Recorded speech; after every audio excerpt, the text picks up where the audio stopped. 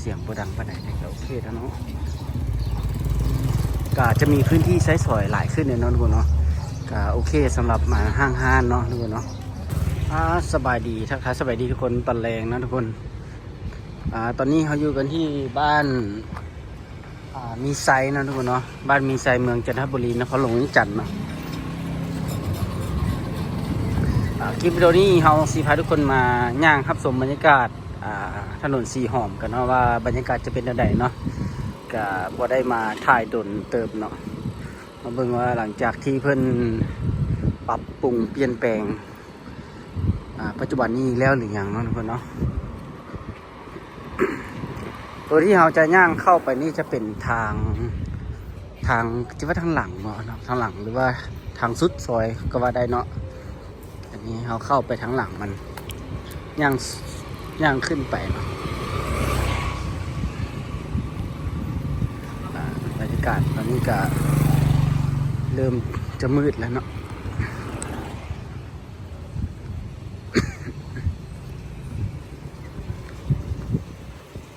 โอ้ข้างหลังนี้งาม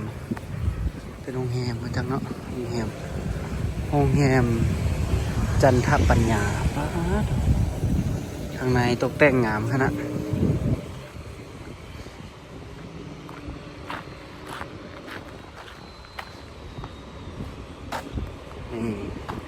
นี่เนาะอันนี้จะเป็นทางสุดของมันละนี่จะเป็นรูปแบบที่เพิ่นปรับปรุงใหม่ขึ้นมาเนาะเนาะ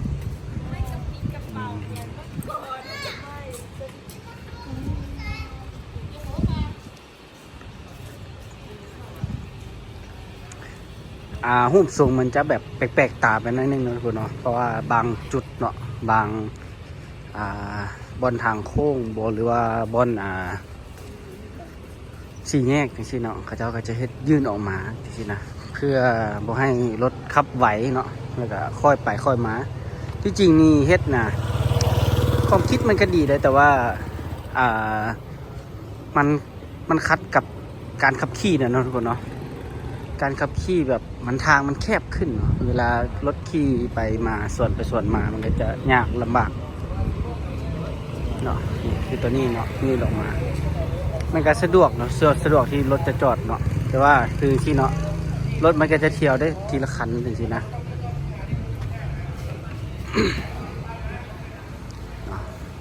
ชี้เนาะจากรถที่จะจอดเข้าไปโดยลึกก็จอดอยู่หน้าทางแบบนี้เนาะแต่ว่ารถจักรนี่คล้ายเนาะแต่รถใหญ่นี่ก็จะเสียเปรียบหน่อยนึงคือจังซี่นี่แห้งโหด แต่อนาคตกับบงแน่ใจเนาะว่าจะเป็นแบบใดจะให้แบบนี้กะงามเลยเนาะของเฮ็ดใหม่เนาะ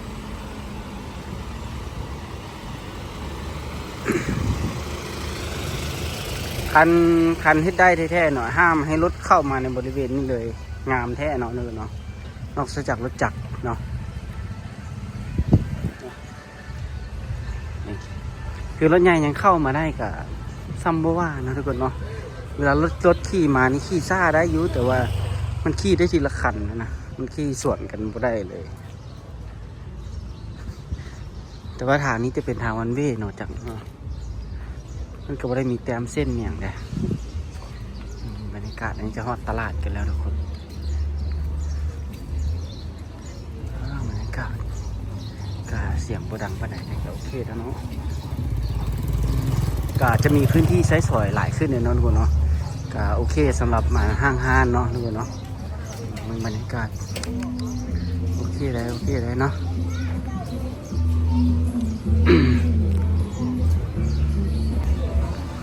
ช่วงนี้นี่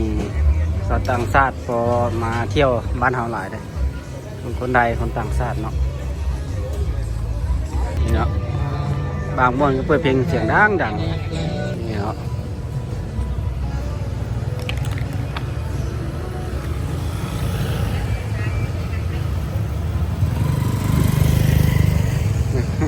บางคันก็จอดแบบนี้ซื้ออาหารเนาะ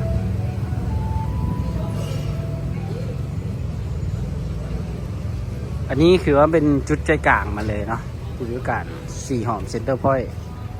จุดนี้นี่ทางแคบลงหลายเติบเนาะ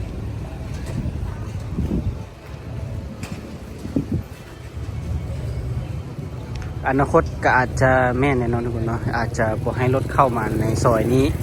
ตอนหัวแรงตอนค่ำอย่างนี้นะเนาะเพื่อให้คนย่างไปมาแล้วก็นักท่องเที่ยวย่างไปมาได้สะดวกเนาะรถใหญ่บ่ให้เข้ามาใครอยู่เลยเนาะให้เป็นโมงเป็นยามนะทุกคนเนาะเขาคือบรรยากาศนะ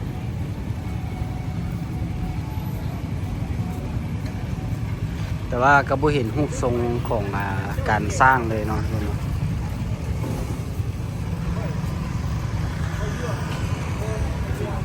บรรยากาศอันนี้สีหอมเส้นต่อไปนะปัจจุบันนั้นจะเลี้ยวหมดแล้วเนาะตามที่เบิ่ง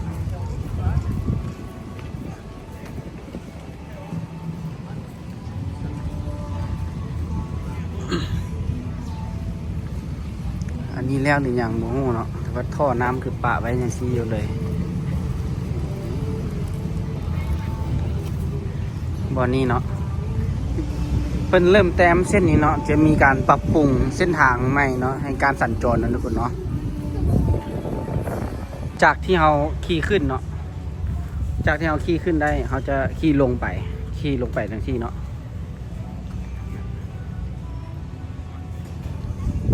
ขี่ลงไป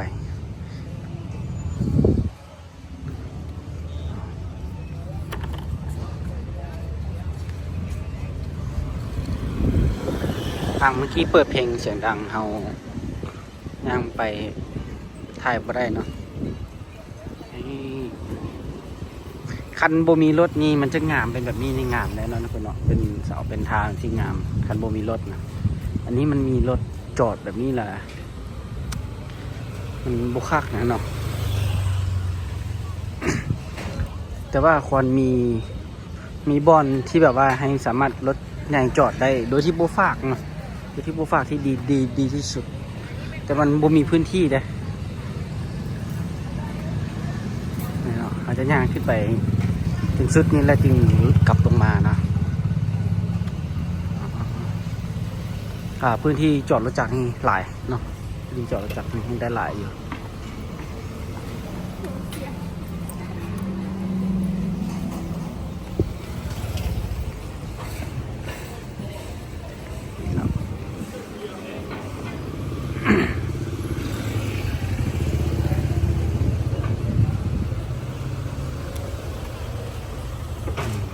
จะสุดละ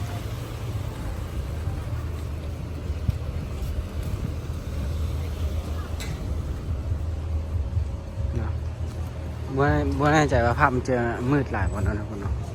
ตอนนี้ก็แสงน้อยแถวๆนี้เนาะ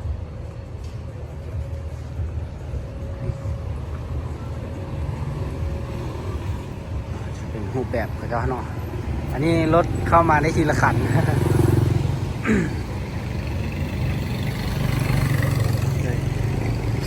ก็มีพื้นที่ว่างหลายเลยเนาะเนาะก็จะประมาณนี้เดี๋ยวเราย่างลงไปแล้วเดี๋ยวเราจะเลี้ยวขวานะวันนี้เนาะมันก็บ่ได้กว้างปานใดนะแล้วก็บ่ได้ยาวปานใด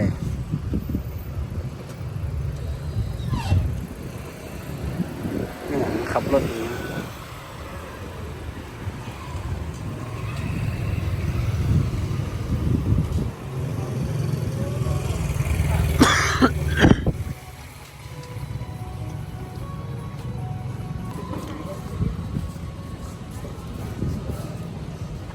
แต่ว่าตามที่เบิ่งนี่ห้างร้านอาหารนี่อยากน้อยหลายกว่าแต่ก่อนเนาะทุกคน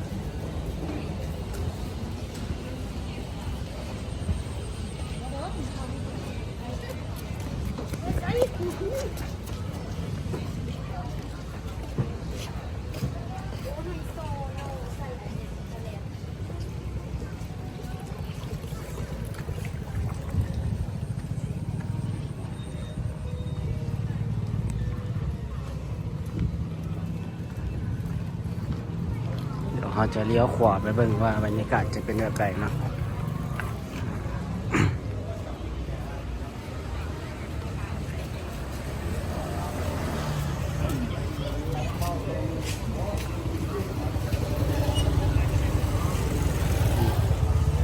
บรรยากาศทางนี้ก็ จะเป็นห้านกินดื่มเนาะห้านกินดื่มห้านนวดห้านกินดื่มห้านนวดห้านกระแลมห้านนวดเนี่ยผมขอมือในหลาย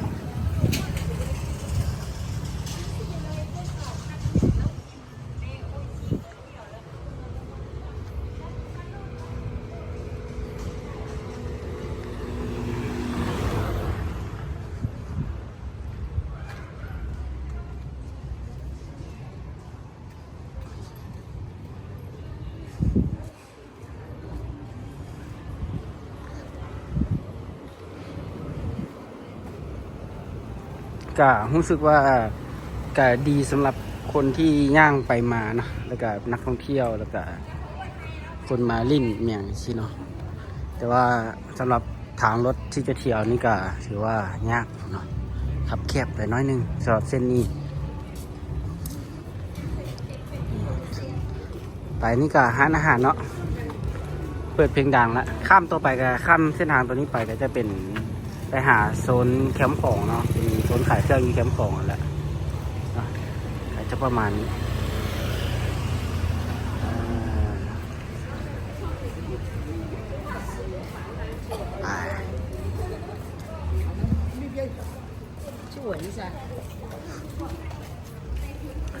แต่ว่าสาที่เบื้องนี้ไฟแยงทางนี้บ่ค่อยอันนั้นปานใด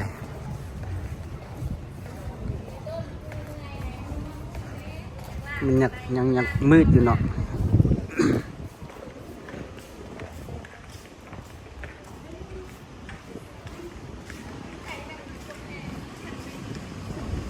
ครับหมอนวด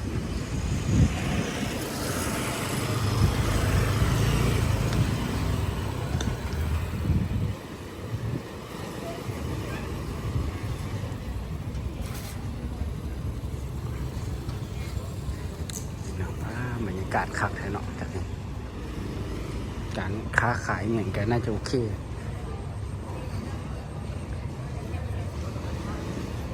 แต่ว่าคนอยู่ในพื้นที่นี้บ่มีบ่อนจอดรถเนาะก็ยากเลยแต่ส่วนใหญ่จะเป็นพื้นที่ของคนที่แบบมาเศร้าอยู่ค้าขายหลายกว่าแบบเป็นห้านเต้าหู้ห้านต่ำกับห้านยำ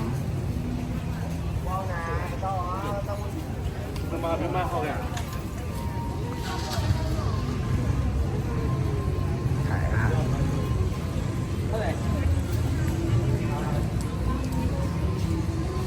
มีขายทั่วเรียนขายหมกไม้ต่างๆนะ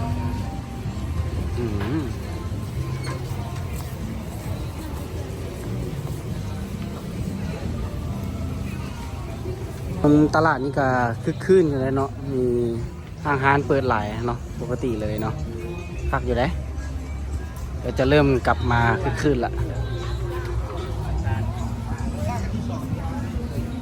เนาะ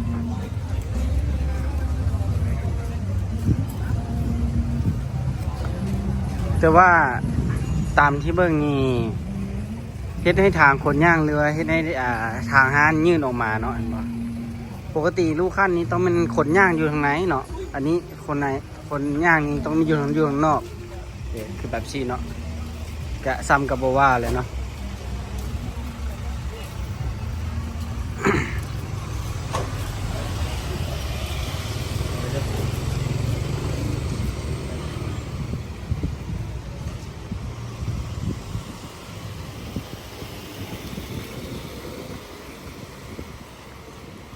ปกติก็จะคิดว่า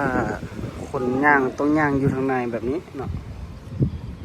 แต่โบแมนอันนี้เป็นหน้าห้านที่เขาเจ้าตัน